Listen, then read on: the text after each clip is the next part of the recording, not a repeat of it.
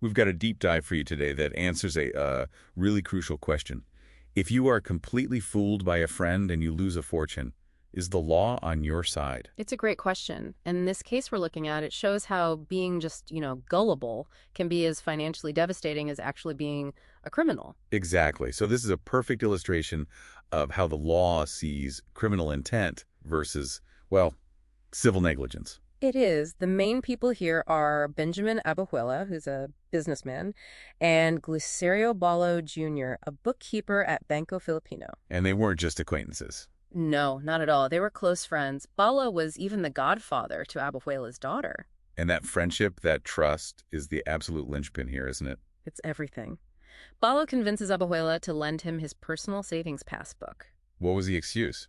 A pretty clever one, actually. He claimed he was about to get this huge insurance payout, but as a bank employee, he wasn't allowed to have an account at that specific bank. Okay, so it sounded plausible enough to a friend. Plausible enough, and Bolo used his position inside the bank, he was a savings bookkeeper, to post these completely fictitious deposits into Abejuela's account ledger. Wow.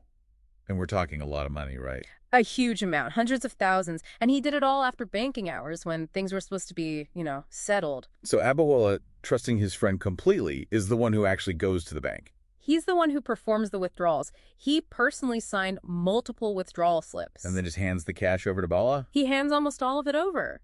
So when the bank finally discovers this massive hole in their books, both of them get charged. Fraud, forgery, the works. And at first, the lower courts found Abejuela guilty? As an accomplice. They did. But then the case goes all the way to the Supreme Court, and they acquit him of the criminal charge. Which, wait, hold on. They acquit him after he signed the withdrawal slips and took the money out. How is that possible? It seems wild, but it comes down to the burden of proof. The prosecution just failed to prove knowledge of the criminal intent. So they couldn't prove he knew it was a scam. Exactly. Not beyond a reasonable doubt. That's the incredibly high bar for a criminal conviction. The court basically decided he was just gullible, that he acted out of terrible judgment, not real malice. Okay, so he walks free from jail time.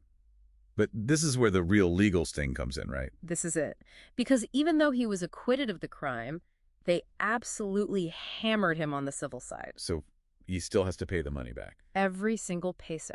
The acquittal did not extinguish his financial responsibility. The court held him fully civilly accountable for the entire loss. Why? I mean, if he was just gullible. Because the standard for civil liability is much, much lower. It's just a preponderance of evidence, basically just needing to be, 51% certain his actions caused the damage. And his actions were giving his friend the passbook? That's it. The court said he unwittingly contributed to the crime's consummation by recklessly entrusting his passbook to Balo. He just failed to exercise basic common sense. Wow. And this actually caused some tension on the court itself, I understand? Oh, yeah.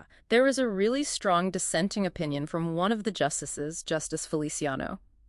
He argued Abejuela's actions were so careless, so reckless, that he should have been found guilty of the crime. He argued he should have been found criminally liable for a lesser version of the crime, one based on reckless negligence. So he's saying that sometimes being that careless crosses the line from a simple mistake into an actual criminal act. Exactly. It just shows you how thin that line can be. So if we boil this all down, the key lesson for you listening is what? It's that in the eyes of the law, a criminal acquittal is not a get-out-of-jail-free card, financially speaking. Your own reckless negligence with your finances can end up being just as costly as if you had criminal intent from the start. So this story leaves us with, I think, a really provocative thought. Balo was able to manipulate the bank's internal system all because Abejuela trusted him. So how much faith should you ever really place in a close relationship when it involves giving someone direct access to your most fundamental financial records? That trust cost Abejuela everything.